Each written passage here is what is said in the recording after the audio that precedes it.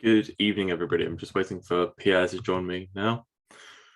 I'm maybe slightly out of breath because just as I was about to click on this call, I heard my cat screaming from outside. I had to go and rescue. I had to go and set my dog on another cat to save him. So that's been my eventful evening so far. We'll get Pierre in a second, and he'll be able to provide some slightly more professional commentary on things.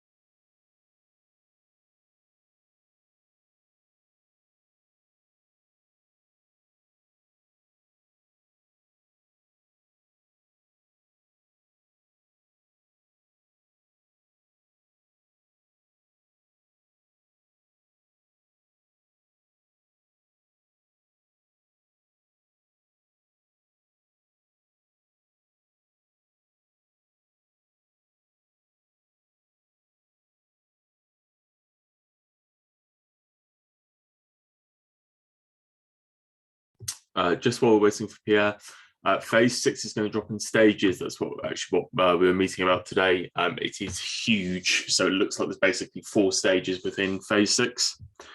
So we'll be dropping them pretty much as soon as possible. Getting all the content uploaded into the plug and plays is the biggest challenge there. Phase 6 is about service delivery. So Facebook and Google advertising and YouTube, etc.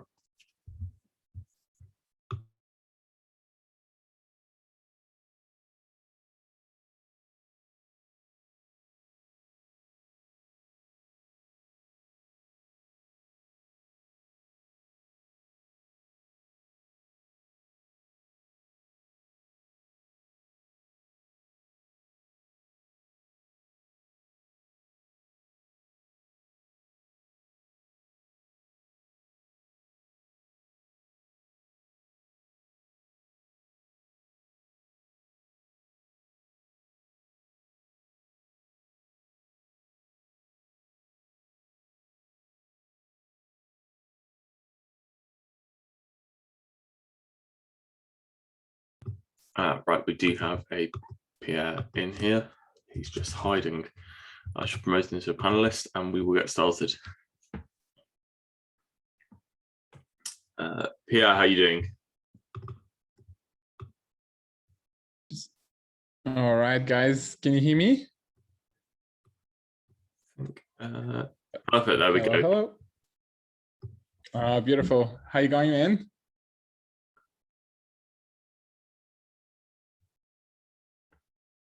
Good. I'm just reading the chat now. I've got some good stuff from Josh here saying when it rains, it's pours. Josh, if you've got your hand raised, we'll get on to you towards the end. But yeah, it's a good problem to have. But we'll start first of all with Basil, and I'll just put the 5 minutes on the clock now, just so we get time for everybody.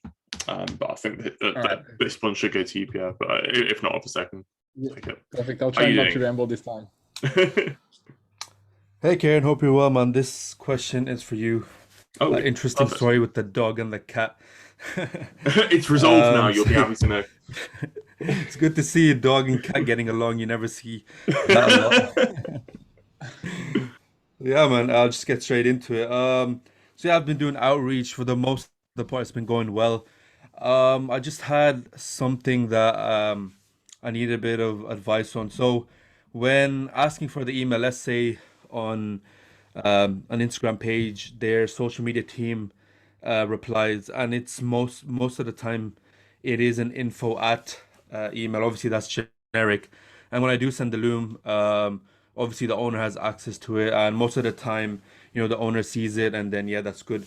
But for the odd occasion that let's see the email and the Loom gets open and no one replies, when I go back to the Instagram page and tell them, hey, that I seen that you opened the video and stuff, and I was just wondering what your thoughts were, or ask for the decision makers email, they are very reluctant. Like I get it, but I was just wondering if you had any tips on how I can either then get the decision makers email, or how I'd get that loom to them, because obviously they're the social media team and I'm basically taking their job in a way. Yeah. No, I totally get that. But that's not necessarily the issue. It's just them being the gatekeeper in the same way that if somebody was trying to get hold of him, and I'd vet them first. So the easiest thing to do in that instance, providing you're not coming across as a pest, because you don't want it to ever look like you've circumvented the system. But if you're chasing up on that, then you just do the normal steps to find somebody's details. So you do that through LinkedIn or the company profile, and then use some sort of email scraper like Snov or Hunter or something like that to then find the email of who's in charge. Yeah, I've used Hunter. I mainly use Snov because I think that works really well. You can really go into the company's details. But I just want to say, is there something that you would specifically say or come across in a way where they think, you know what, I'll send over the information. Not really rapport building, but just let them know that you're not some sort of threat. You're just here to genuinely help, because the looms I've made, they're pretty good, and the brand that I'm reaching out to, I know that if when they see the loom, they're going to be like, yeah, they'll be eager to get on the call. Yeah, there's no sort of secret script or message to that. You've kind of nailed it there. It is about building rapport and getting on with them and getting them through to that stage. But it's not like for that specific sequence or messaging, there's a particular script we'd use. Yeah, it's trial and error, isn't it, in the end? But yeah, thank you, man. That's all. I can just add quickly or something here, because I do think that, a lot of us, we do encounter those kind of like, objections or anything about like gatekeeping. And often if that's the issue that you're facing a lot, I know that for us, we have some flows that we wrote, or information that we found specifically, for example, when it is the social media management team that kind of, gets back, or like a small freelancer or small someone, like you can kind of like be like, okay, cool. What kind of information could I give to that person that would almost make his life better, or again providing value to that person? So then they'll be like, oh wow, that was interesting and stuff. And then potentially, exactly like Kieran was saying, like again, if someone was to send like a really good info about, I don't know, like this strategy or whatever that is helping people sell more digital product, or new developments in, how TikTok is now again like a great platform to sell like digital products, then maybe Kieran could be like, oh wow, okay, I didn't really know that's cool, and then potentially make it simpler. So for us, we've got like almost kind of like a if then this for this kind of like scenario. So same way as you have like an email flow of like, have they open, yes, no, you send that, then you can go a bit more granular and again be like, okay, cool, if they reply, but they reply with this, then that's kind of what I do. So generally what we do is like per month we kind of have almost one bit of value that that we share about, typically of course you might have a ton of different objections, but for the main ones, and generally for us, we have like 2 or 3, and then per month we tend to try and have like something like some current information or some current data point that we can just share with those people in order to just be a little bit more friendly and stuff with them, or at least kind of providing value that could then potentially prompt them to jump on the call, or because sometimes it's also good to jump on a call with the person that isn't the main decision maker. Like if you can't get straight to the decision maker, because if you get friends or you share the value with them and they're like, oh wow, this is sick, like it's gonna make my life so much easier, I'm gonna look good to my boss and stuff like that, then that could also be a vibe. So anyway, just for you guys to think again, it's all about the value, and if you do encounter this a lot, which seems to be the case for you, then you could organize it like almost like a flow of what you'd share with those people, and almost have it ready every month. And at the beginning of the month, you can be okay, cool, what could I share if that is the case, and look online for some sort of like new feature from TikTok, or new feature from Instagram, or new type of statistics or something like that. That's just what I would recommend in addition to what Kieran said. That's actually a great idea. I actually never thought about that. Because you're basically, what you're saying is like, obviously, sending Loom or something or any sort of information is for the decision maker. Here, you do a similar thing, but for the gatekeeper to then pass you on to the decision maker, and already they'll put in a good word for you. That's Yeah, actually, yeah. And of course, the bigger the company, brilliant, man. the bigger the company, the more likely you are to have to deal with those people, right? Like if you deal with bigger companies, sure. and that's kind of what we're doing now, like you never get to the owner, right? That's just that never happens. So for us, it's almost kind of what can we give to those people so they look better for the boss? Because bigger companies, just so you guys all understand, bigger companies, the marketing manager or anything like that doesn't actually do the work and launches the ads themselves. They just manage the different agencies and different parties. So for them, you just want to make them look as good as possible and simplify the work. And so, for example, right now, one thing that's like, and that's probably more not really relevant for any of you guys, but if you really hit the big companies, the thing that they care about the most now is tracking and analytics. And if you can kind of show them that you work with this or that software, or we develop like crazy data studio stuff, then they could be like, oh yeah, wow, this at least would now solve my issue of transparency on the data, which can then make them like make it easier for them. So anyway, that's just that. Keep it to the 5 minutes. Brilliant, man. Thank you so much for the input, man. Good luck. Brilliant. Thank you. Thanks, Awesome. Andrew, man. Have a great week. Bye-bye.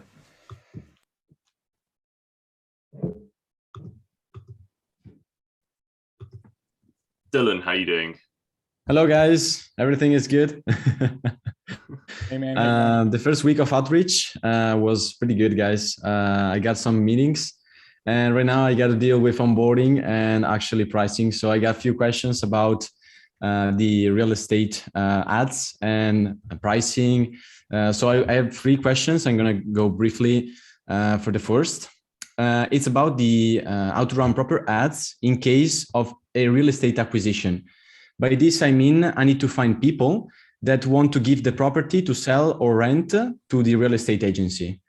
So do I build case studies or just a simple creative with image and strong copy? What do I do to get an ad for properties to sell and rent? What is your advice? So I don't know if you want me to take that one, Kieran, or if you want to Yeah, go ahead. Yeah. Well, I guess it's like for every product that you ever advertise online, right? Like, of course, you've got to think about, you only have like, essentially, if you run Facebook ads, for example, you only have like, 3 kind of mediums that you can use, like videos, images, or carousel. Yes. These are the only 3 ones you can think of. So then the main thing is, okay, cool. You're trying to attract someone that is potentially selling their houses and needs to help to get the higher price possible to sell the house in the fastest way, fastest time possible, right? So it all comes down to understanding what the end consumer, like what the fear, what the desire, what kind of pain point they face. So that's the number one thing you've got to figure out. Be like, okay, cool. Like someone who's trying to sell their house, what is the main thing that they're facing, right? So of course it's I don't know, like at least the main 2 things that I would say is kind of like the how long it takes. So you want to make it as short as possible, and how much money you're getting, and then how easy it's going to be. Like those are probably the 3 main things that someone cares about. But anyway, you've got to identify this as the number one thing. Perfect. And then it can be anything. It could be like a video that just shows, like for example, let's say, I'm just giving an example. Let's say you're running ad for like people in New York, in Manhattan, for example. I know that's not what you're doing, but let's say that's what you're doing. Well, then you can have a video of like just a bunch of images of like a listing, and just says like sold in 2 weeks, sold in 13 days, sold in blah blah.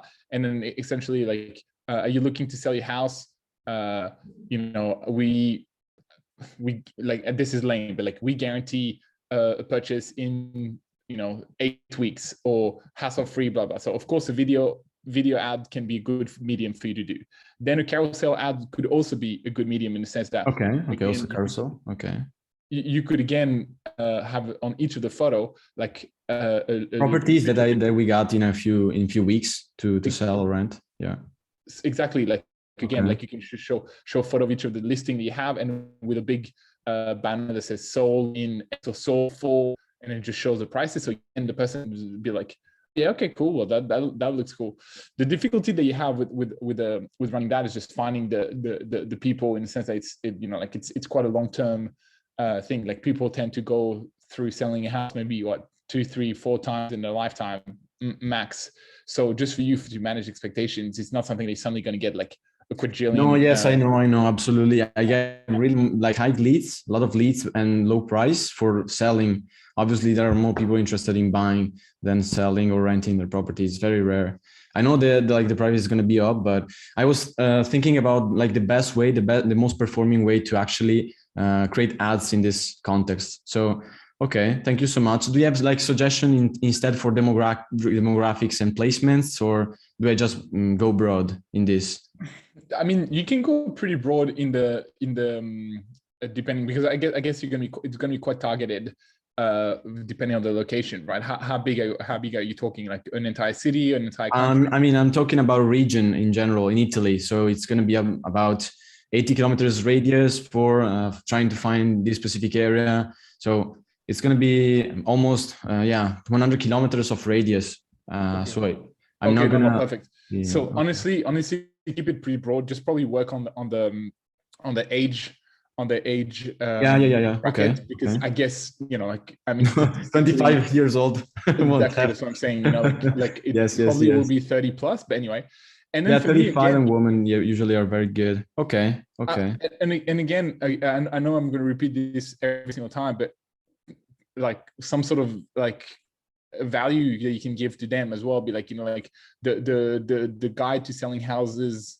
Or to get the best price for your house in that region, and then you again, they go to your landing page, and then on there you have like some sort of a guide that just says, or even on the page it says, like do this, do that, do this, do that, and this is the average price of this house, and this is the average price of the house in this region and stuff. And then there you're like, hey, are you looking to sell your house? Well, contact us because we've got this really precise process, and I would explain in that landing page right away what your process is, so it doesn't leave it to chance. Be like, cool, first we audit the house, second we do this, third we do this, fourth we do that, and then of course it's all about CRO, like how can you optimize your conversion rate and stuff. So that's a different topic. But for your ads, I would do like at least the simple format would be either images or photos or videos where you just show a bunch of the nice houses that sold, or rented. Exactly. I would say that's probably that's the easiest one that comes to mind. Then you could retarget with like a testimonial of like someone that has just sold a house and how easy maybe a case study. A video of the case study of someone that sold. And maybe like the agency owner of the real estate agency talking. Potentially. But again, I don't know what the services that you offer, but for example, like I know that some real estate agency like do some really nice videos for the owners, so they can get. This agency has a photographer, so they probably will be able to even shot the video without me pricing them and just organizing maybe together. Right. And about the price, I had also a question about the price because it's about the client. I have a system of 2 cold call, and the second one will be tomorrow, and it's this client, and I'm pricing him base 500 euros, and then there's going to be performance fee on the acquisition side and also on the selling side. So if I get them a property, I get 3% of their actual percentage on the property, and if I sell the property, 8% on their percentage of the selling price. Is it good? Do you think it's a good pricing model, or just horrendous?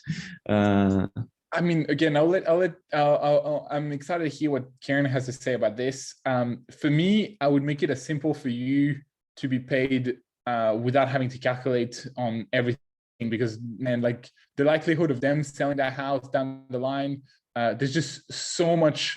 Like it's essentially 2 different jobs, right? Like you're only providing the lead. Whether they close it or not, that's a tough one, right? Because there could be just so many things that falls through, but yet you've still done the work, if that makes sense, right? Let's say you bring 100 really qualified leads and they're really good, but for some reason they muck it up, or the person gets like a competitor, someone else just comes in and swoops in. All of this is stuff that you can't really I can't really know. You can't really control, right? And absolutely. and maybe by the time they get the money, that's like maybe 3, 4, 5 months down the line. So you know, for you to be waiting for all of that money, and let's just do a quick math just for fun. So you said 3% of the 3% that they get. So let's say this, like, what will be a house, the price in Italy? Like maybe let's say $1 million average. This client has around, like, the medium is 300,000 and usually get 50. I wrote this. I actually had a proper example with them. Yeah. 15,000, and so I get around 450 selling. If I find a lead, they sell something. Actually, so 500, around 500 euros for a property sold. I mean, of course, if you can move a lot of houses for them, then, like, I mean, awesome. But I guess then, if that's what you could do, just don't go to them. Start selling the houses yourself, because that's the whole point. Like, the whole point is getting the lead. Like, then that's yeah. You know, you just put it online and get people to find it. Like, right, the work of the real estate agents nowadays has reduced so much, because it's just, they put it on the online searches, and then some guy just comes and opens. So anyway, I should change the pricing model on the selling. Like in the acquisition, it's about the potential value I give them, because I get money when they don't. So, like, I get 3%. Let's consider like 300,000. They get usually around 50,000, and I get 3% just because I got them the property. Okay, even if they don't sell it, just because I found a person that wants to sell a property for them. So even if they don't sell, even if they don't rent, that this lead goes away. I just found this lead, and it's like based on a pricing model based on finding leads, good quality leads.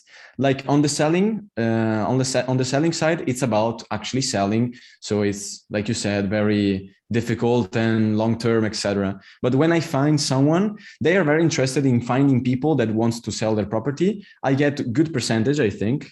When I just find a lead, I don't even have to sell like the property or wait. I just get the money as soon as they find a property.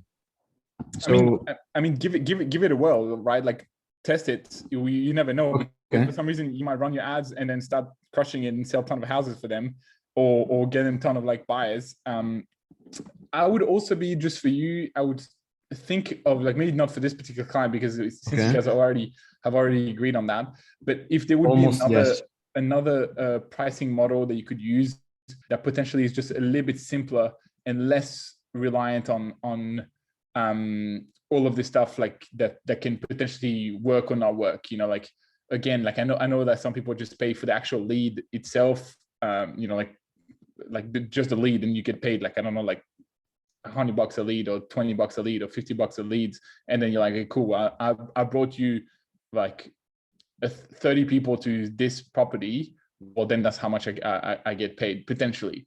Again, I work mainly in e-commerce, so I'm probably not the best to give like a detailed answer with this, but I do think that I would try and be a little bit more in control of your pricing versus than all of this stuff that essentially it's just whether they're good or not. Then there's nothing you can do. Best media buyer ever, provide them with like 1 million leads, but yet if they suck, they will never close any clients, right?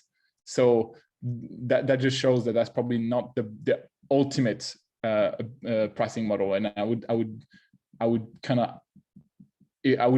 get you to do a little bit more homework about like, what else could you use for that model. But again, I'm sure there's a ton of other people in the groups that have done some real estate stuff and could give you even better value then. And yeah, I would love to hear what Kieran has to say for that. Perfect. I've just returned from the ongoing cat saga, so if you could just fill me in on the absolute last thing. No worries. So essentially the question was his pricing model for his like the way he charges his clients is so bear with me because I'm probably gonna butcher what it is, but essentially if you let's say they have a house for sale and he can get someone that comes and buys the house, he will get 3% of the commission that the real estate agents make. So 3% of potentially 2% or 1.5%. Got it. Okay. Who's paying the ad spend?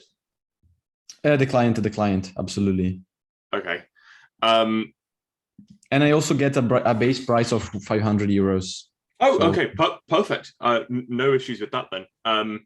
Yeah, I can't say I'm an expert in the arena. Are you doing the ads yourself? Are you running it through a media buyer? Yeah, I'm running the ads, and we currently don't have a lot of experience on actual acquisition of properties, but selling, yes.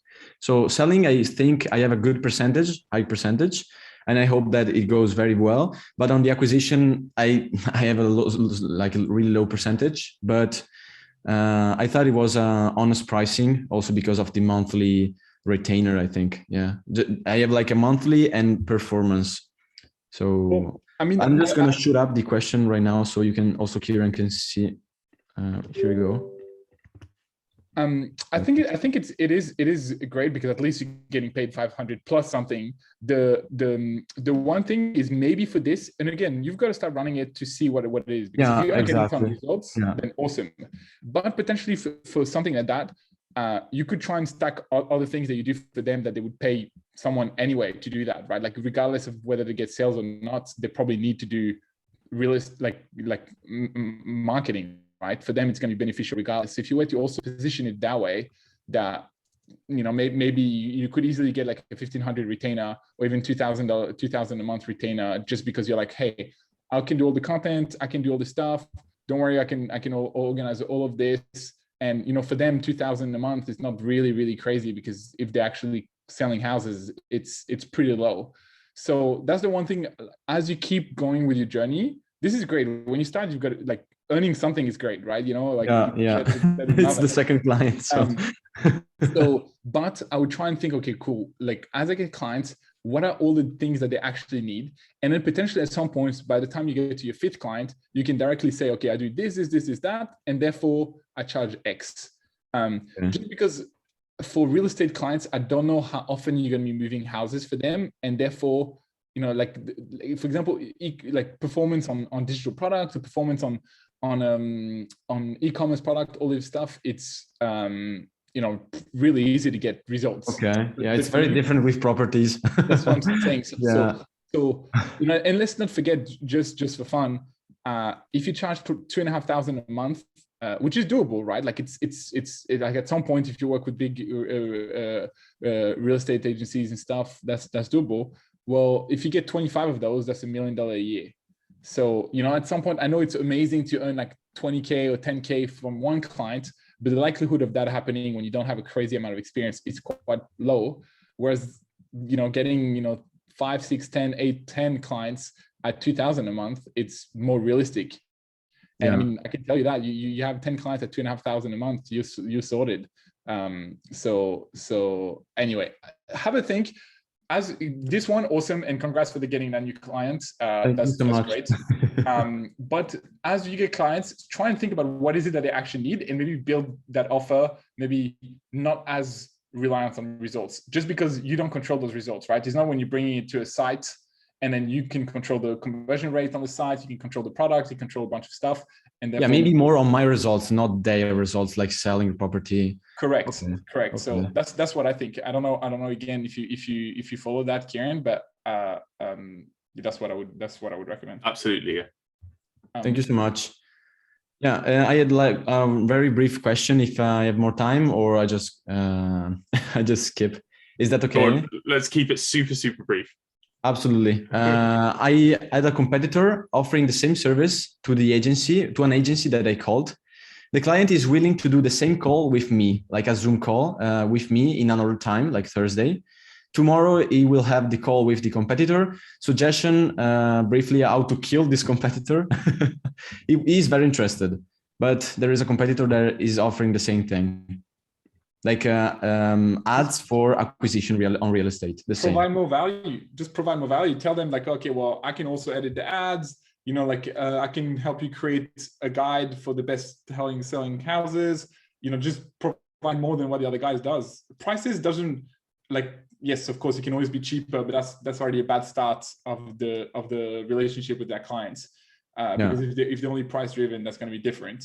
For you, just try and try and figure out what else can you give them that they'll be like, oh wow, okay, cool, yeah, that I would prefer going with that guy because he can do this, that, versus the other guy. That's probably all I would say. Okay, so More about it. differentiate, really thinking about the competitor, what it's offering. Okay. What do you Okay. guys think? Perfect. Perfect. Thank you so much. Uh-huh. The onboarding module. I've just sent that to you via email. Okay.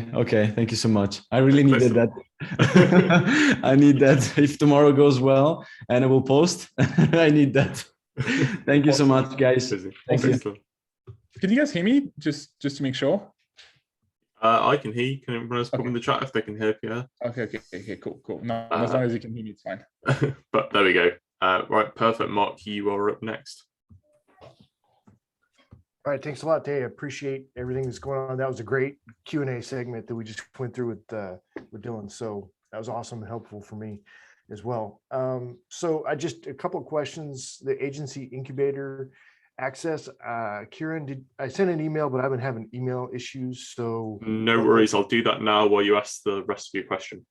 okay, cool. And do you want me to put my email in chat or? I should be able to get it now. Don't worry. Okay, perfect.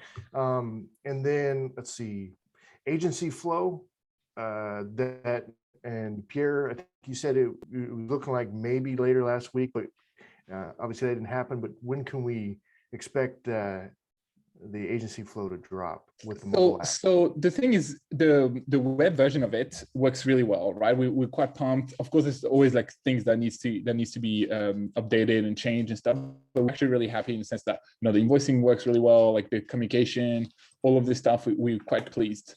I believe that the people that have signed up still don't have the absolute latest version of it on the desktop, but that's about to, again, like this is just a matter of like a few hours or something on the desktop. But for us, we really want the app to be working because since it's still a messaging platform, we don't really consider our product being complete without the app, because otherwise, like let's say you start onboarding your clients or even yourself, and then you don't have an app, therefore you miss out on a bunch of messages. So we're just working like crazy hard, like literally this weekend with, I mean, like it was already pretty ambitious to have like this whole like a software that just does all of this stuff. And then in addition to this, Iman was like, you know what, let's do an app. And we did, but an app that normally would take like, like probably again, 9 to 12 months of development, we would try and cram that in like less than 2 months. So we had a really good development happen this weekend, which is really cool because we're really like me being a bit more transparent.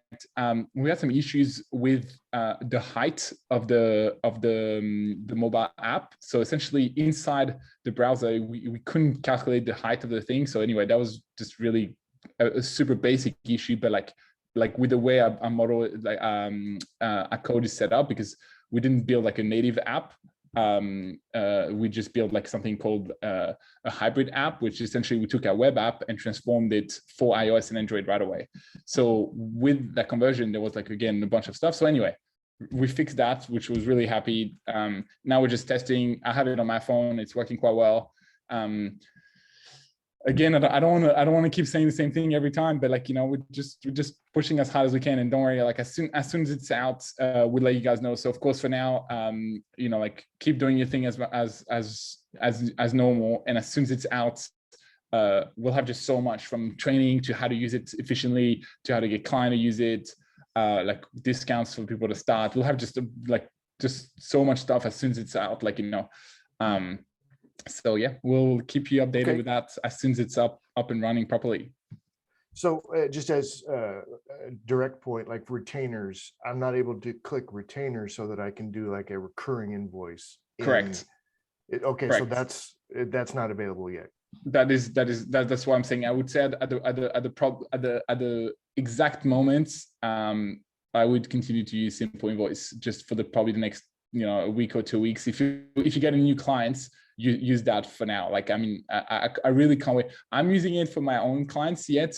I've just started, which is good. But again, it's just too important to start mucking around and potentially risking clients not receiving the money or anything like that. So for now, yes, with the current version that you guys have, you don't have that option. But it will be. So again, I really apologize for this. But just trust us that we're working really, really freaking hard on this. And once it's all working, it will be worth it. Right, I got you. You mentioned a desktop update. This is something that will be like, is anything we have to do on our end? It'll be automatically done when we refresh the browser. It will be automatically done. You don't need to worry about it. Yes. Again, okay. I guess I will start giving more information inside the Telegram, because again, we left it pretty silent there, mainly because Iman, of course, was going through like this crazy launch that he just crushed. Right. And for me, I've just been with the whole dev team, just working as hard as possible. But we don't want you guys to feel like we forgot you. So okay, I will also and don't forget that you can message Lewis right away with any of the questions you have on Telegram, like literally, and we reply like right away. So if you have any specific questions inside the Telegram group, you can probably find Lewis or even on the website now. You can, and so feel free to ask any of the questions literally whenever you want. And even now, if you already have questions, we can jump on calls and stuff like already now, you and I can explain to you how things work and stuff like at least how it will work, when it does work. How do I reach you guys on Telegram? Because I'm on the Agency Flow founding members Telegram, but I don't have a Telegram where I can. So you already have an account for yeah. Sorry, you already have an account on Agency Flow? Yes, sir. So where is it that you even find it? I don't know where I need to ask Lewis, actually Lewis and Iman, to see where they've shared that. Do you know that, Kieran? No, I guess Kieran doesn't know. I will get Kieran to look, and I'll get you that link. Yeah. So I'll send you an email as well, Mark. I've got your email now. All right, perfect. So I'll send you that. So yeah, at least you can contact with us right away. Just so the training's coming on that. It's you addressed that already, so I skip over that. So my last little question here was back to the real estate thing. What's a good way to track seller lead acquisition? To Dylan's question, he talked about fashioning this deal where he gets 3% of their commission if he gets, or potential commission if he gets a seller listing. Well, then do you guys know how a good way to track that? Because they may not tell you that they actually signed a listing. You know what I mean? Is there a way to do this that's above board? Maybe I don't know if it's a software or whether it's just the conversations and the relationship that you guys have, that it has to be truthful, or what? Well, again, I guess that was my with what I was mentioning about the potentially trying to find a way to not be as reliant on those results, because as you just mentioned, there's just so many variables, right? From potentially a person not being 100% truthful to something else happening that leads almost went all the way, but you just missed it. So for this particular type of commission, I would try and think of something else more that you can control, and therefore it could be, I don't know yet, but I guess this would be really interesting to really kind of like scratch your head to be like, okay, cool, what else could I be providing them that is worth money? And so of course it could just be the actual emails or just the leads, or you could do like some videos of like people that are really interested, and then you just provide them qualified lead, and they pay you for qualified lead versus the actual end result sale. I think the end result sale would always be difficult to track, because as it just depends what they do. Like some real estate agents are like super loose, and it'll just be like, okay, cool, I've got that guy's email, just a few email back and forth, and that's the sale. And some others will have like some crazy in-depth CRM where they have all the information about each of the person that ever talked to. They move them from different stages of the funnel, and they can keep track where it's coming. But this just depends on how complex the real estate agency is. So that's probably what I would say. It will be difficult for you to track 100% those sales, and you do risk potentially not being paid the right way. I don't know if that makes sense. Damaging the relationship, and damaging the relationship too, because if you get into, I don't trust what you're doing, you know what I mean? That could be harmful as well. Of course. Just asking those questions can destroy a business relationship. 100%. But I guess also And I know that the allure of like the percentage and stuff is really awesome. And for me, I do have some clients that are like on performance only. And of course, as an e-commerce agency, that makes a lot of sense, and it was really the best move. But for businesses where the purchasing cycle or the thing is just extremely complex and long, I would try and think about what else. And I can tell you, as I just said earlier, what would be your ideal retainer, like that you'd want to be paid? Well, so I'm still discovering that, but based on what I'm hearing, anywhere from $500 to $2,000, 500, I'm not opposed to that. Right. And then maybe doing a performance fee based on other things, like maybe the number of leads coming in. I like where your head's at on, trackable things that don't require, a truthful litmus test in there somewhere that could be problematic. Well, I mean, I think something that maybe some of you kind of like forget as well is you can just add a lot of value to them by just helping them learn the practices online, how they can get better stuff. So if you were to yourself become more versed in that space, well, you can also not only run the ads for them, but almost them like be like I don't want to say coach, because coach is a lame word, but like a business kind of coach for them online. And there's so much stuff I can tell you already that they're not doing correctly, right? Like probably from the way that they update the website, to the way that they post on Instagram, to the way that they post on TikTok, to the way that they post on all this stuff. All of this they would not be doing. So if you were to learn how to do all of this, it'd be very easy for you to be like to command like a $1,500 to $2,000 a month price, because I can tell you it's just the norm for any business to pay like someone that knows something that can help them around that price, right? And so that if in addition to that you do the ads, then that's worth more than 500 right away. So for me, I would try and position yourself more as an expert that sell houses online versus just a guy that can run the ads for them.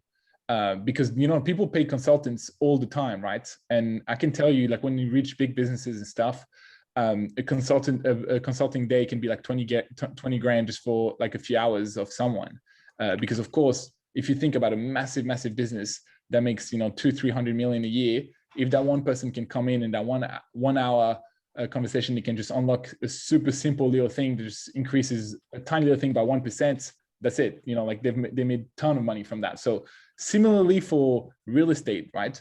If you can help them build a better ecosystem online, right, that will yield a lot more sales down the line, because otherwise if they aren't doing that, what's happening is the competitor is doing it and they're just losing market share, and then it's progressively going to get worse and worse. So for you, I would almost position yourself as like, yes, you do the ads because the ads is part of it, but what else can you also offer to those person, and maybe you're like, oh, hey, well, I also teach and help you like with best practices for social media, and also, help you manage the kind of email that you send and stuff. And again, you might not execute on that, but you might be able to guide them. And therefore it's really awesome because they have a guy that can run the ads for them, plus give them all of the value for this and that. And then bam, $1,500, $2,000 a month retainer is not crazy. I mean, I don't know where you were working before, but I imagine like it's not really aggressive to pay someone that kind of money, right? Like surely the business that you were working at before or something like that had lots of people for $2,000 on the payroll. No, I was a cop before, so this is brand new to me. Right. Well, I mean, I can tell you they had a whole bunch of people worth more than $2,000 a month. Like inside there from people. Imagine all the people running the ads and stuff for the police force and stuff. The millions and millions of dollars those agencies would be taking. Like it'd be just ridiculous. So anyway, trust me, people great points. People pay for this stuff, and then especially the great thing that you have on your side that a lot of the other kids here don't is a lot of the kids, and myself included, we started and they're like, oh yeah, what's this other kid trying to sell me? You directly command more of that. You've been there for a little while. So if you just position, you'd be like, oh yeah, that's what I do. I help real estate businesses do better online. And then that's what you do. So you help them with the ads, you help them with a bunch of stuff. Yep. Essentially look at all of the things that they would need. And a simple thing, now a real estate business, and again, I know nothing about real estate, so I'm not trying to say that I know much, but the little that I know, and I don't know how it works in the US, but I've got a friend here in this, like that works in property in the UK, and essentially property market, the way it works is they receive like someone that wants to sell the house. Step number one is put them across all of those web platforms, right? You know, like I don't know what the equivalent is in the US, but like you know, like those platforms where you can search houses for sales online. So that's number one. And then you might be like 10 of those platforms. So understanding how to do this and how to optimize for those is a great service, because that's what they do day after, like every day, right? And then it probably goes through the newsletter, right? Like through their emails. That's probably the two things that a real estate agent kind of does, right? Really, if it's a big company. If it's a smaller company, maybe the dude kind of messages his you know, clients via message or emails, but it still would be the same thing. So if you become really good at, you know, understanding those platforms and how can they optimize the you know, the listing on that, that's worth a hell lot more than anything else. And they easily would pay that kind of money, because you're like, and I know, for example, here in the UK, there's another software that helps you push to all of those platforms in one go. So again, if you just become good at this, man, like that's a real added value to those guys from a time, because the problem is every bit of time that is spent doing this, they're not actively, you know, showing someone the house or trying to shake someone's hand. So if you can help them with that, and then of course run the ads to those pages, which will convert better, then you're kind of winning. So I would say that this is where, again, the other person asking how they can beat the competitor is be like, oh, well, and also I've got a ton of experience in optimizing those search results for your houses that you list. And all those platforms would even be running ads. I know that for a fact, that all those platforms you can run ads. Learn how to run ads on those platforms, because instead of running ads on Facebook, those platforms you can run ads on, right? Like you can boost the listing by paying an extra $50 or an extra something, but surely there's some intelligence behind it of how you can do better. Anyway, I really think you can crush it. I would trust a hell lot more someone like you than a 21-year-old with selling houses. Or even though, of course, nowadays we know the reality is like, again, look at what Iman's done. He's literally one of the most knowledgeable person I know. Like the market has shifted completely, but still in the older generation, that's still very much what they think in their head. So in that sense, you've got a great competitive advantage. That you can say that you've been around and you know the neighborhoods better. You can just send so much added value. You being a cop, know which neighborhood was dangerous, less dangerous, blah blah, and you kind of manufacture that story as well, because you know that does count. You know, all the stuff that you've done. Anyway, that's for me. That's all great advice. Would it be okay if there's other people that are doing real estate in the group? Would it be okay to put my email and chat here if they want to contact me? Maybe we can chat ideas, or should I do that on somewhere else? And maybe that's Kieran. I'd post that in the group on the portal. Yeah. I'm sorry. Say again. So I'd post that on the portal on the Grow Your Agency community. Yeah. Okay, gotcha. All right. Thanks a lot, guys. I appreciate everything. All right. Good luck. Have a good one. Thanks, Mark. Bye. All right. Bye. Again, I'm not tracking time, so I've got no clue how long I'm taking. No worries. How do you track this? Do you have like a timer or something? Because yeah, I've got the timer on my phone. We have been going over, but so we'll stick to it from now on. So we'll start with friends, and let's go. Hey guys, how's it going? Hey, how you going? I am. I actually do a lead gen for gyms, despite the fact Iman says he actually would not recommend it. But first, I don't know why, but yeah, I will find out in the module later, I guess. So basically, what I question, I got a juicy retainer, like a really big client. He has like 30 gyms and paying for the first 15 he's paying 2K, and then for the other 15 he's paying another 2K, so it's a 4K retainer. And my question is, how would you structure the ad campaign? Because he wants the leads going into a Google sheet for each studio, like a own list. So basically, I put in ClickFunnels, yes, 15 funnels, and have different URLs, and then send it via Zapier in a Google Sheet. But do you think there's like a more efficient way that I don't need to do like 15 times the same work, like 15 times the Zapier, 15 times ClickFunnels, and yeah, this kind of things? Or you don't see any other solutions? So just to understand a little bit better, so you're saying like you advertising for 15 different gyms, right? I mean, same owner, but 15 different locations. Is that Exactly. what it is? Yeah, and they Um, should not see the other leads, so they are totally separate because it's a franchise. right. Yeah, I mean, franchises are difficult because essentially, yeah, it essentially you might need to do that to be able to segment that much, because otherwise I was like, like what a lot of people do, they have just this one landing page where you land on it and then you can choose the location and then the flow for that location starts. But then for you that wouldn't count because essentially they're all different leads, right? Like but how is it, like completely different areas and stuff? How does it work, just so I can comprehend a little bit more? It depends. Like a couple of them are like within maybe 20-kilometer radius or like place, and some of them are like 100-kilometer from each other. So it's totally different. And I thought about doing in UTM, but I wasn't too sure if this is working, and I don't want it to mess it up. So I just did 15 landing pages and 15 times this Zapier thing.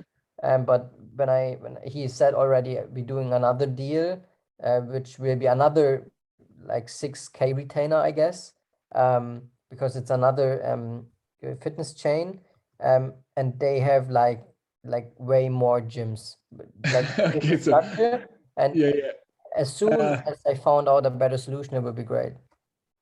So unfortunately, I don't have experience. But if it's the only way, it's fine. Yeah, I don't have experience in that, but for sure there would be something else that you can do. Because okay, it's how you getting paid per leads. Is that what's happening? Or you're just having a set retainer? Because no, it's a fixed retainer. Okay.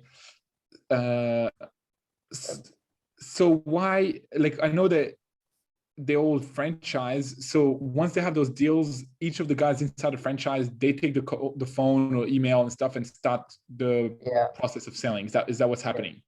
100%. Okay. And yeah, you wouldn't want getting all in the same place, because then how would you know? I guess there could be another thing that you could do is kind of like, and of course you might reduce the amount of leads, but the quality of the leads could be a little bit better. Is you could still have a centralized landing page, and in that landing page, the first thing you've got to do is enter their email and locations, and then by that you just then make sure that you just split the leads that way by location. That could be another way, but of course you might have some, you might send that lead of the guy that wanted that gym actually, even though he said, but they could say which gym they're interested. Like in a drop down, they could just choose which gym they're interested, and then you have that guy's email, and then you can send that email, because that email would go into some sort of database, and then in that database you can easily filter by the different locations and just share that lists with the different franchisee. Maybe again, man, this is quite advanced stuff. It's awesome. Like congrats, like really freaking congrats to doing that. I know in the group a lot of people would be dreaming to get that kind of retainer and stuff, so well done. This is sick. But yeah, I would put more thought into this, like to really see if like what is the added value of having it all completely separated versus potentially having on just one thing. I know we don't have a lot of time, but to understand, when a client comes to the website, what happens? Are you just, when you're saying you just bring them leads, are they all then running ads specifically from that pixel to those guys, or is it just an email that they're getting?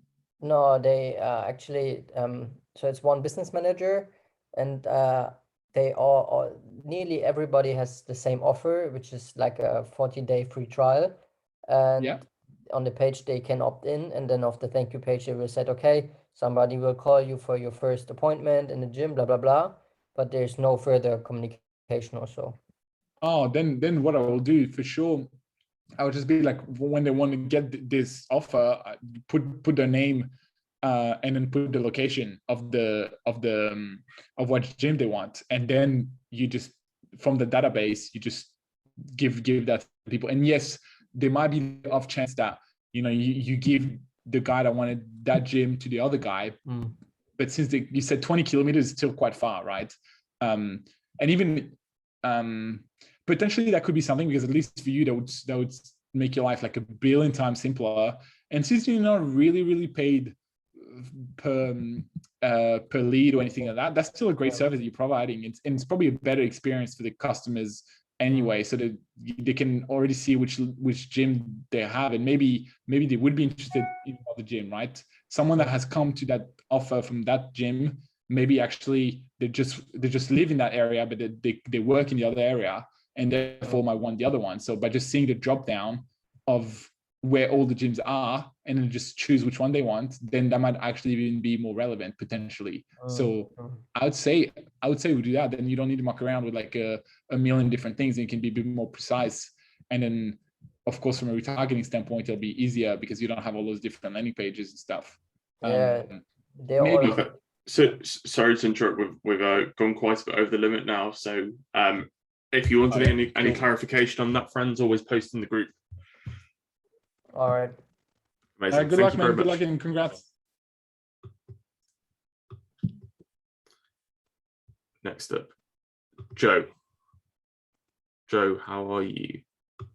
Hey, hello. Can you hear me? Yes. Hey, Joe, how you going? I'm good. Yeah, so I'm kind of at the position now where I'm looking to like hire somebody from probably like onlinejobs.ph, I think is the website. Yeah. So just wondering, how should I like train them? Because the tasks that I'm going to be getting them to do aren't like your traditional setting up Facebook ads and that. It's going to be kind of, I guess, like reaching out to influencers and things like that. So should I be doing like screen recordings of how I do it already, or should I, when I hire them, take them through step by step on like a Zoom call? Both 100%. Definitely do step by step so they can understand, but then like loom that, and therefore you can send that to them and they can rewatch it over and over. For us, we've got like it's called SOPs. I don't even know what it's called, like system and procedure or whatever it's called, but SOPs for everything, like a SOP of how to send an email to someone, SOPs on how to download an image from an Instagram post, SOPs of how to find an Instagram account to contact, SOPs on how to contact influencers, blah, blah. And so then for us, every time we get a new person in, we have this library of all of the SOPs that we have in our business. And therefore they can, generally I have a team, someone from my team that would go and explain it to them once, but then they almost have this internal university that they can just go and kind of look at all of the thing as many times as they want. So yeah, 100% do both. Okay, that's great. So you say kind of use a Loom for that then? Yes. Okay. Yes. It's just a simple list. And actually inside your Loom, just have different folders, like pay the $10 for Loom Pro or whatever it is. And then you can just easily just have different folders and stuff. And so for us, we have like one called SOP, and inside this we'll have like, because you'll need way more of those, right? If you crush it. So might as well put the right processes. But yeah, that's what I would recommend.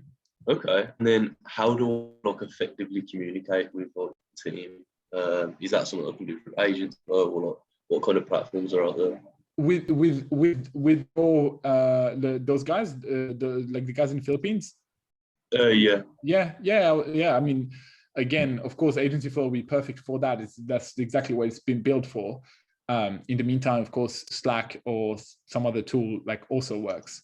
But yeah, Agency Flow will be specifically for that. So then inside Agency Flow, you'll be able to create a flow specific for that. So you call influencer outreach, for example, and then inside that flow, you'll get that guy inside, and then everything, again, all the looms that you'd have to teach him how to do, you'd put that inside the notes, inside the flow. And so then that person can easily refine all the information that they need to do how to do it properly, and then for them, they would just post in that there everything that needs to be done. So yeah, that's it.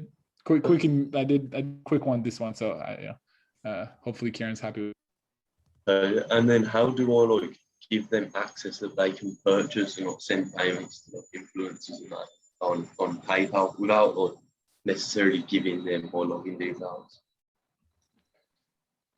So it depends the payment platform that you use. Some payment platforms allow you to have employees access. Yes. So for instance, on Stripe, trust me, I've tried. I'd like to hand over the IAG Media Stripe to my bank account, but I only have a certain level of access, so I can see the money coming in, but I can't really do much with it. Okay, and what do you know with PayPal whether you can give access? There are, there's levels of access that I actually just personally tend to log in as Iman for that, but there are levels of access you can get as well. Okay, all right, that's perfect. That's all the questions I have. Yeah, thanks for your help. All right, Amazing. good luck, man. Thank you. Thank you very much. Sebastian, how you doing? guys. Proper probably in the building. Sorry, I was just reading something in the chat. Go ahead, Sebastian. So basically, I haven't started to do outreach yet because today I just did some niche research, and I did it on car dealerships. So I think I'm going to go with that because I'm really passionate about cars. Okay. And awesome. what do you have any tips or advices with this niche? What would be the best approach?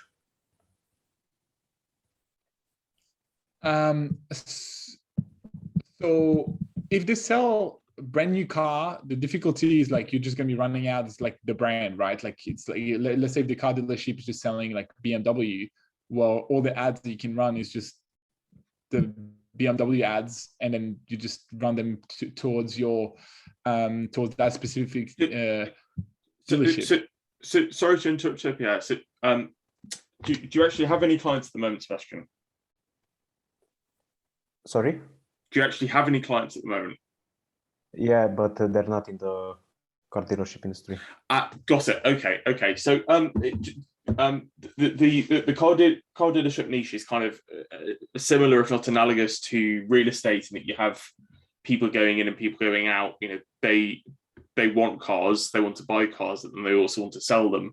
But you need to do a bit of research into this niche in terms of what's the most profitable. So as Pierre was kind of saying there, with the newer stuff at the moment, I mean, especially at the moment, as I'm sure you'll know, there's a shortage that all the new stuff is selling itself.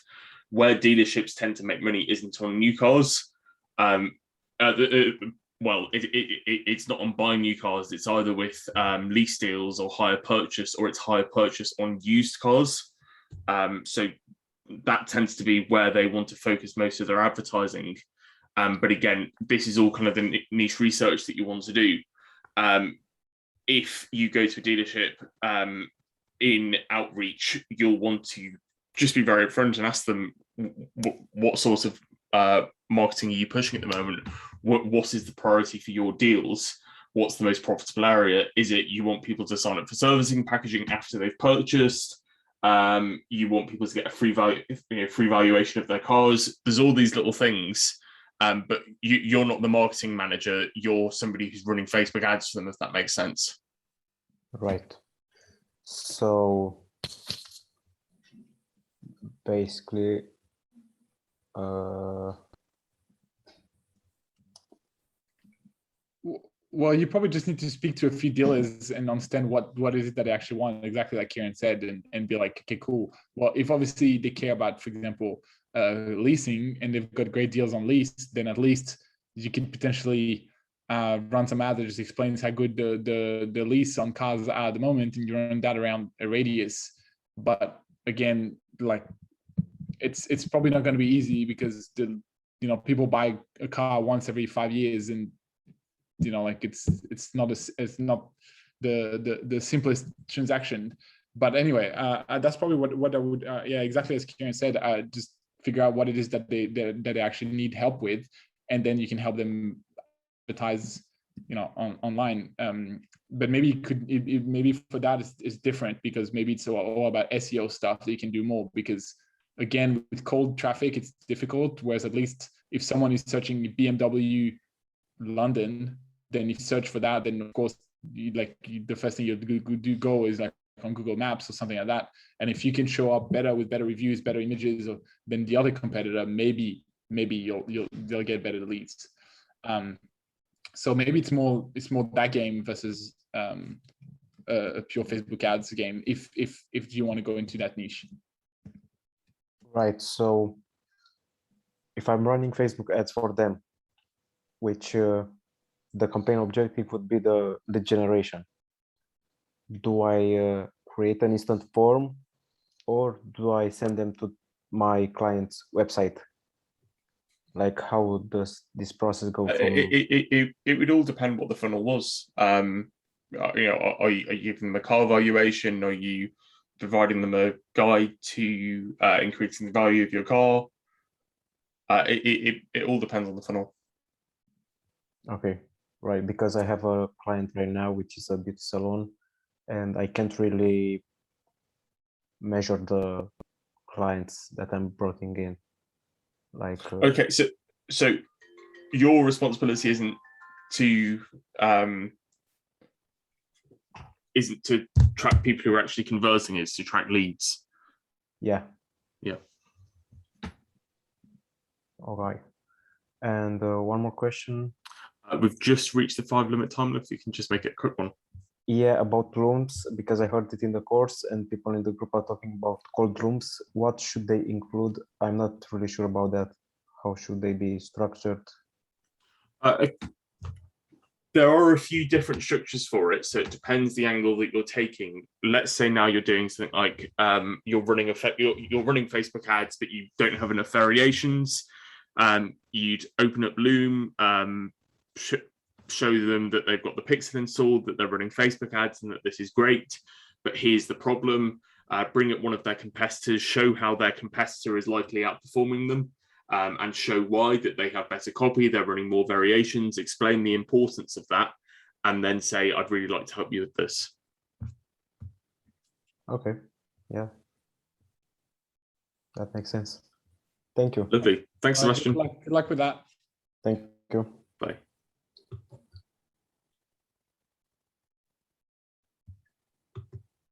Cassie, how are you doing?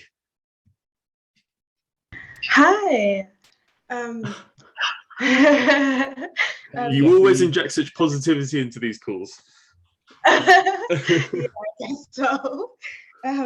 So I feel like when it comes to everything else, I'm quite like okay, like the funnels and everything else.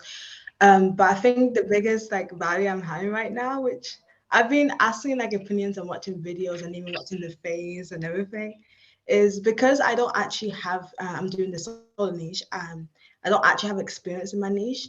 I'm just thinking how to actually overcome that kind of barrier. Do I get experience? Do I do authority hijack? What do, because there was just so many like opinions and I was like, what do I do?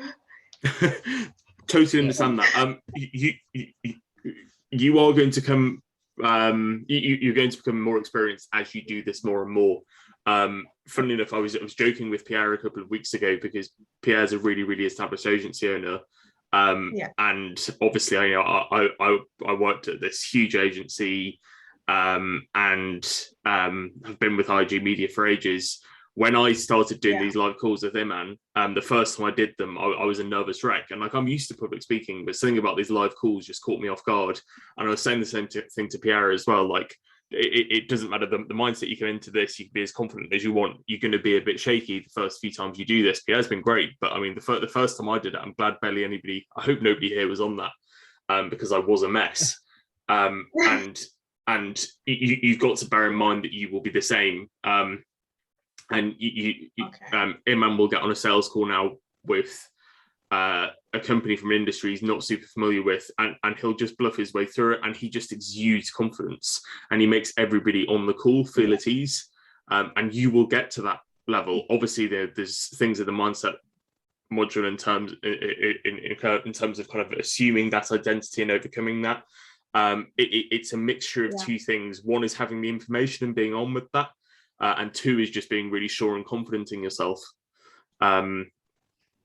It would be fantastic if you knew everything about their business going in, but if they throw up a technical term, instead of kind of trying to bluff through it, just say something on the lines of, "I'm so sorry, I'm terrible with acronyms. Could you just remind me what that means?" If you say that in a really jokey, jovial tone, nobody's going to think differently of you. Yeah, and also just do more homework prior to going in. Like, like now you can, it's just unlimited resources online, and you can literally in like 3 weeks know everything like that you need to know to be able to talk your way through this, right? Like confidence comes by kind of being comfortable with all the stuff. So typically you can make a list of acronyms, a list of all the stuff just going in, right? Like it's the more prepared you'll be, the more confident you'll be. So yeah, definitely. Yeah, and also in one of the phases I was watching with Iman, he was explaining about how prospecting really helps.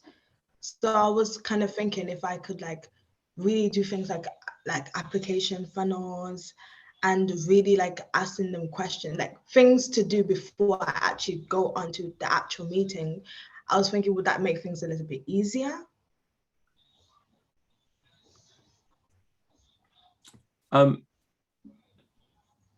Sorry, you've lost me there. So you're talking about what example were you giving there in terms of what you could do beforehand?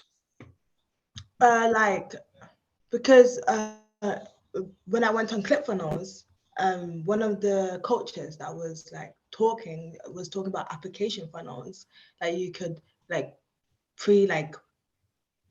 know information about them before actually going on. Got it. Yeah. Sorry. Yes, you absolutely can do that. And again, we will do that for Sellers and Things to kind of pre-qualify people, and then some of the time it's literally just to get more information about them. But absolutely, you can throw that in. What I would recommend is that you don't do anything that comes across as a qualification. You phrase it more like, what areas of your business are you looking to focus on? And are there any particular challenges you faced? Okay, yeah, that's fine then. Perfect. Thanks, Kelsey. All right, good luck with that. Bye.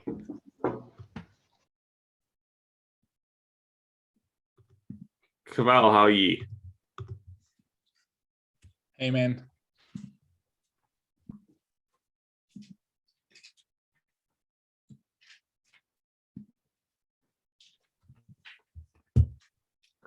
Get you muted. Hello. Hello. Hey, how's it going, guys? Yeah, good. And you? I'm all right. This is actually like my first Q&A. I've been like binge watching Karen's Q&A from like 2020. Fantastic. So my question today, I know that we have a limited amount of time, is I just started out with the agency, and I have a background in e-commerce, but I kind of made a crazy bet to a friend of mine that I would sign 2 clients within 60 days, working days. So what I did was I hired one personalized writer and a lead sourcer, about 600 emails per month. I just wanted some advice in terms of like, if you had like a limited amount of time, like how would you crush it? I know that there's challenges like 90-day challenges, 60-day challenges. How would you do it? So just to understand, have you sent all those 600 emails yet or not yet? So since I started the course, I've been writing cold email scripts, different angles, different frameworks like ADA, PAS. I started yesterday actually, so I'm sending out 30 each day. I am trying to refine, like look at the data within every 60 emails just to figure out if my subject line is up to 80%. So I guess it's still early, but I just wanted some advice in terms of how to crush it, especially in the e-commerce field. I know that is competitive. I mean, like you're already crushing it. This is the best thing you can be doing. I can tell you that. Like if you actually do that 600 emails, and then you've vetted those people, so you make sure that the people that you actually send emails to, they're actually quality brands, because otherwise you can shoot yourself in the foot, right? You can have, again, the best freaking strategy ever, but if the brand you're sending that to sucks, well, no, that's going to be difficult. So if you're already doing this, I reckon keep going with that. There's not a whole lot of anything else really you can really do from an email perspective. Then the other thing I would do to get immediate clients, if you have some results or you're really good at stuff, and obviously you seem to be good at talking and all that, I would again go into one of those Facebook groups with some sort of strategy to share. And if you've got something really impressive, that big, like with article, like, you know, like with some sort of strategy that you saw that's crushing it, like either some TikTok case studies, whatever it is, and you explain that in extreme details in those e-com groups, that could be enough to also get 1 or 2 clients, or at least some really qualified people in there. Like I know I've done that in the past, and that is quite immediate. Whereas emails and stuff could be back and forth. This is quick. So continue doing the emails. You're obviously crushing it. Yeah. Sorry, I'm going to cut you off. I just wanted to ask another one because I know that time is getting limited. Sorry about that. Another thing is, so I have e-commerce experience. Like I understand like top of funnel, middle funnel, and bottom funnel. But the only thing is, I'm wondering is, because I was looking through the course, because I spent like at least maybe $3,000 or maybe $4,000 on e-commerce businesses. I mean, courses just to understand Facebook ads, especially. But because I'm running an agency now, should I be focusing on outreach and sales and actually hiring a media buyer? And my third question is, is it good that I'm role playing 3 times a week, like in different scenarios? I mean, dude, I can tell you, you won't have to role play nothing if you're sending that many emails. You're gonna have some real calls real soon, dude. Like the biggest hurdle that 99% of people in this group would have is they're not sending the emails, or they're sending some crappy emails to some crappy leads. So if you tell me that you actually double check the 600 emails, the 600 companies that you're about to send the emails to, and in your mind, they're like, yeah, all of these would actually be real e-com client, not just a crappy little one-person store that just also doesn't have any money to pay you, like proper email, like proper, like legit businesses, then your emails are solid, then you're literally going to get calls within the next 2 weeks. It's if you send that many, it's pretty much a certainty, especially with your methodology of like, you know, changing the headline after X amount of things to make sure that the open rate is 80. You're approaching it the right way. So role play as much as you need until you get some real ones, like for sure. Like the better and more comfortable you'll be, the better. And just to answer your second question, to start, do it yourself. And then once you have enough money to pay someone else, you know, like it's as simple as that. To start, especially for the first 1 or 2 clients, it's not going to take an excruciating amount of work and time. Essentially, you could do both, right? You could be on calls all day and prospecting all day and still do the 3, 4, 5 hours net per day needed to really do well by a client.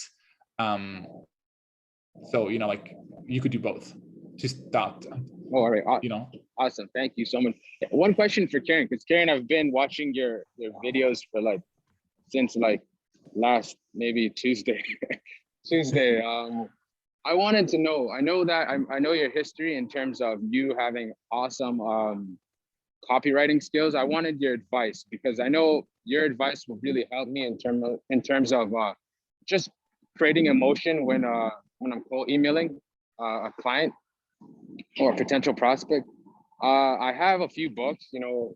What else would you recommend? I know I've been looking at Sam's Ovens newsletter, trying to just figure out how I can replicate it into my emails, the structure. Any advice you can give me in terms of how to crush it as a copywriter?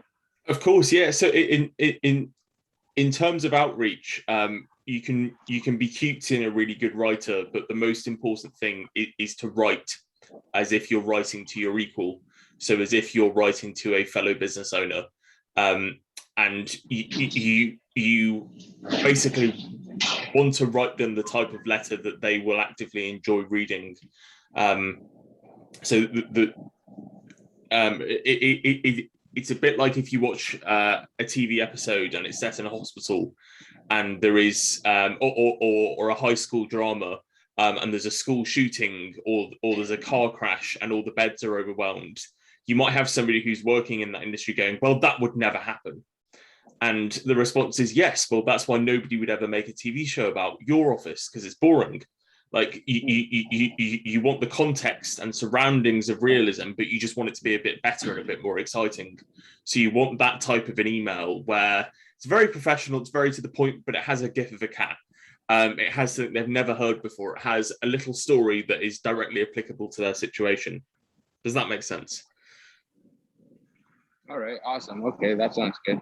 I mean, and just a quick last thing I'll say, because of course Kieran's really good with all this stuff, is make sure like you know who you're sending the email to, because if you're sending it to like, you know, like for example that woman earlier that just sending email to solar panel companies, that wording is going to be extremely different than if you're sending to like a cool little boutique beauty brand, you know, like, you know, saying like something really corporate for that person. They'll be like, what the hell, like, you know, like that's not a vibe for us. We don't want to work with an old corporate dude.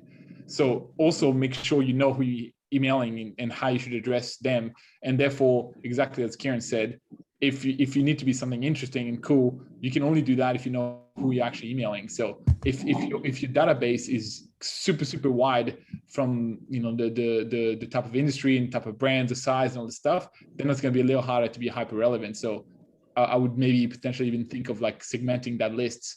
If they're all e-commerce, all cool Instagram, TikTok brands, then fine. You can just make sure that the value that you're giving and the interest that you're grabbing will make sense for someone like that.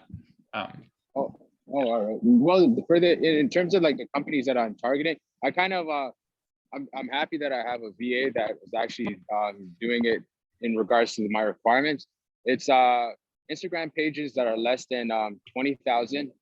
And they all don't have any, they're all not running any Facebook ads. They do have pixels, some of them do. I'm starting the messages with an icebreaker. So I have another VA that actually does their research. But I'm wondering, is 600 enough, or should I bump it up to 800 or 1,000? Like, I really want to close the client, you know, like I know that I'll get failure. I understand that, but I know repetition is the mother of learning. So I'll be able to understand like how to really conduct myself in a meeting. I just really want it, you know. I mean, I reckon you're on the way, dude. Like that, what you're saying, you're already ahead by like probably like 95%. Like you're probably in the top 3% of people here by doing what you're doing already. So really, I know it takes a bit of time, but dude, that's sick what you're doing already. As I said, just really look, maybe just because you just started working with VA and stuff, just double check that the brands that are there are actually good and not like people's pages and stuff like that, because that's what I've seen when I work with VA to do like a list building. Sometimes you've explained to them really well, but you know, like for the first few goals, the actual quality of the leads, the quality of the list is a bit crappy. And again, that will be the only thing I'm worried for you, is that you send all of those emails to potentially a list that could be better. And I would just go through that list again and just yourself manually open those 600 and double check it yourself. That's the main thing I would say, because if you're confident with everything else, that would be the main thing that would shoot yourself in the foot, is sending it to the wrong kind of people, and therefore you'd be like, fuck, I've sent like a 1,000 email, but like no one's replying. And the reason is probably, you know, like maybe a VA found a business page, but it could just be an influencer with a business page that's got less than 20,000, and this guy's got no business, right? Like it's just a random dude that's just decided to run his Instagram page as a business page. So that's the only thing I'll do. Double check that. And if you're actually sending to real businesses that actually have pixels on their website, but aren't running ads, and your thing is quality, honestly, it's worked for everyone that's done that properly with good quality stuff. Make sure your image on your email looks good, your email signature is sick, whatever, all of this stuff. And so, you know, like then you'll be there. I'm really confident with that. And then don't be stressed at all. The way you're speaking right now, dude, you're gonna crush all those meetings like 100%. And as I said, just always for all of your meetings, have a little bit of knowledge that you can just share. For example, just look at what is the quick latest thing that TikTok has released or Facebook has just released. So when you're on the call with them, you can also share it with them, be like, oh, hey, also, I don't know if you guys heard, but TikTok has just released this thing. And people are like, oh, yeah, cool. I didn't know that. That's sick. And and therefore make it a bit simpler. So yeah, anyway, you're doing really well, dude. Keep going and you'll get your clients. I'm not worried at all. All right. Thank you, guys. Thank you so much. Good luck with that. Lovely. Thanks, Camille.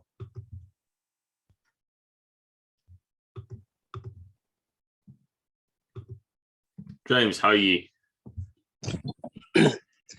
Doing pretty good, Kieran. Hey, James, how you going? Hey, nice to meet you. First time That's it. hearing your voice. Beautiful. Kieran knows me. But,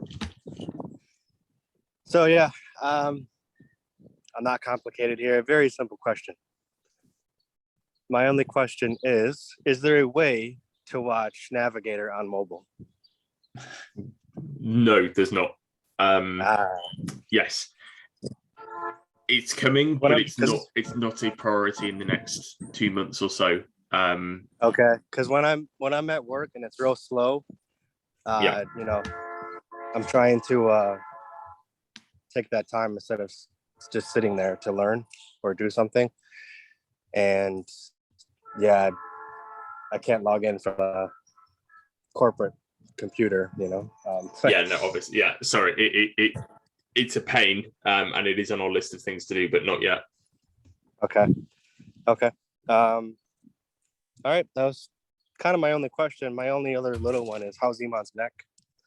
I mean, good enough for him to go skydiving today. He went skydiving, dude. Has he it was- got a bucket list or something? There is something very suspicious going on. I mean, he's in Dubai and bored. Yeah. Actually, in the chat, Nathan's just put that if you click on request the mobile site, you can watch it on Chrome. I didn't know that workaround, but that looks good. So give that a go. All right, yeah, if that works. I didn't realize that. Thank you, Nitin Pervera. Amazing. Thanks, James. Okay. All right. Bye-bye. I'll try to. All right. See you guys. See you soon. Thank you.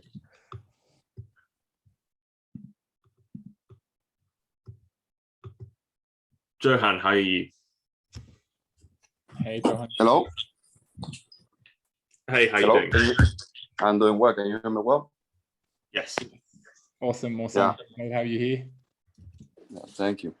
I have a question. It's about ClickFunnels. I write something else, but now I want to ask something about ClickFunnels. I know that Iman in the platform there is a program plate to use the referral of your ClickFunnels with all the template, all of that. But I already have a ClickFunnels account that I've been using for I get some funnels for clients. I don't know if there are way I can move to a new account or how can I move? No, you should be able to import all those templates into your existing ClickFunnels. It doesn't have to be with a new account.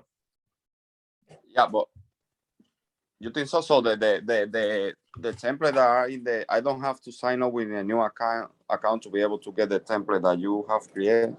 Nope. Oh really? Oh, I didn't know that. So now that can I ask another question? Yeah, go for it.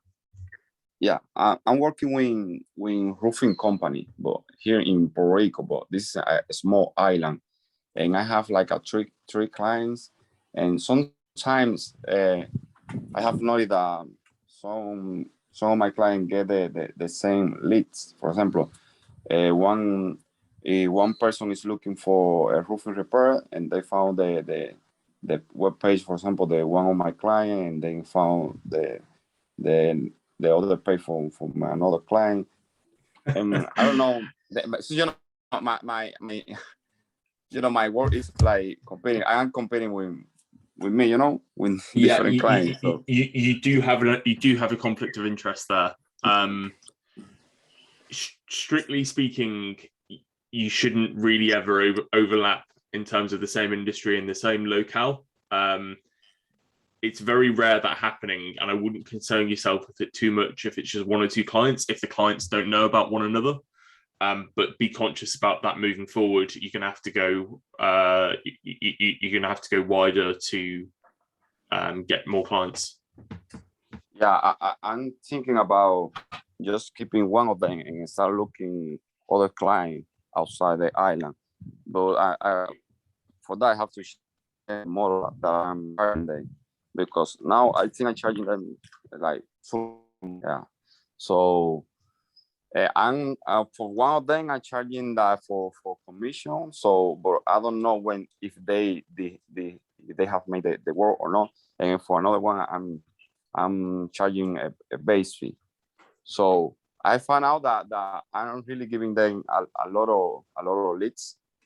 For example, the job, if they close one cell for a roofing repair, the average is like 5K to 7K for the job. Even, and sometimes it can be more, but that's the average.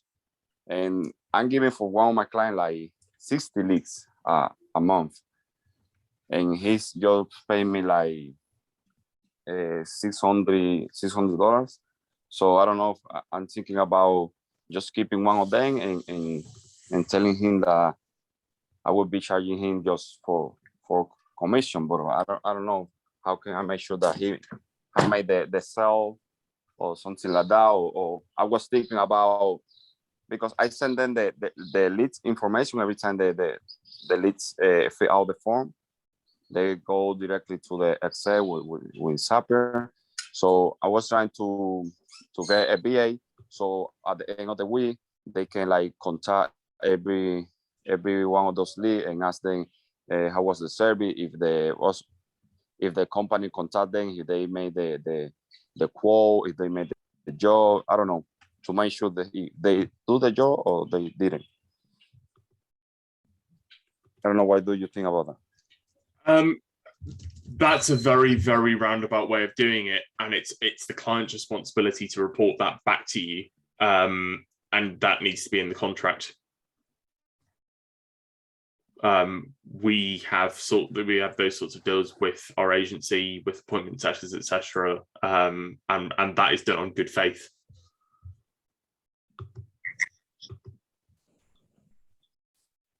Okay. So, sorry, can you repeat that? I kind of lost you a little. So it's the client's responsibility to report which leads convert, not yours. Yeah. I have talked with him a little bit. I told him that I'm gonna keep sending the link and the leads, and then at the end of the week, he have to send me a report. For example, this person, we did a quote, but the person hasn't confirmed if they want to do the job with us. This person said yes, we're gonna start the job next week, or we're in the process of doing this job. Things like that. So I can then that gonna work for two things with me. I'm gonna make sure that they do the job or not, and I can send and then an email to those clients asking them for leave a review on Google for them and things like that.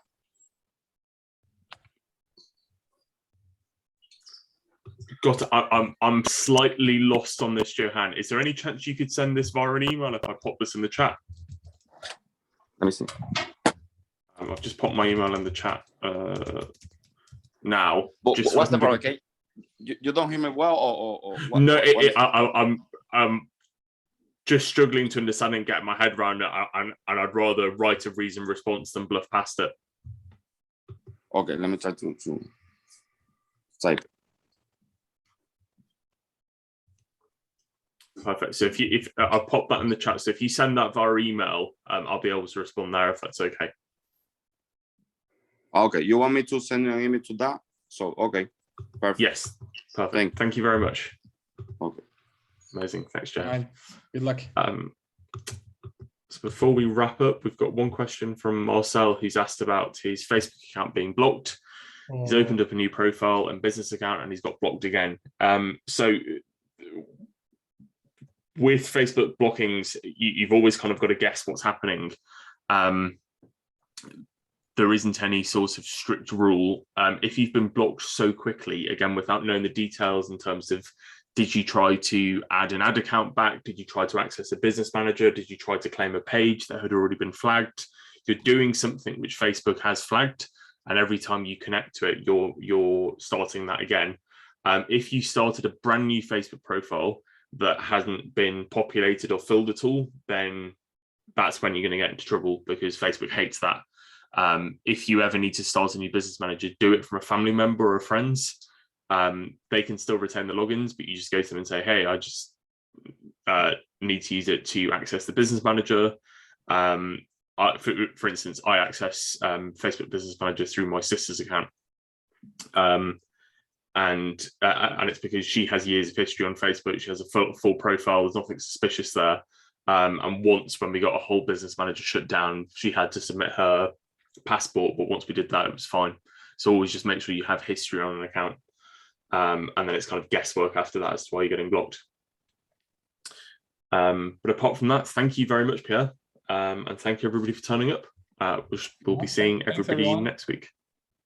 And yeah, don't forget it's Black Friday next month. So like for your outreach, for whoever is doing outreach right now, they can still be like, I know it's late, but Black Friday is just around the corner. Here's the top 10 thing for Black Friday. So that's been a really good, headline for us for outreach. So, give it a whirl, especially for the person that was just trying to crush it over the next 2 months.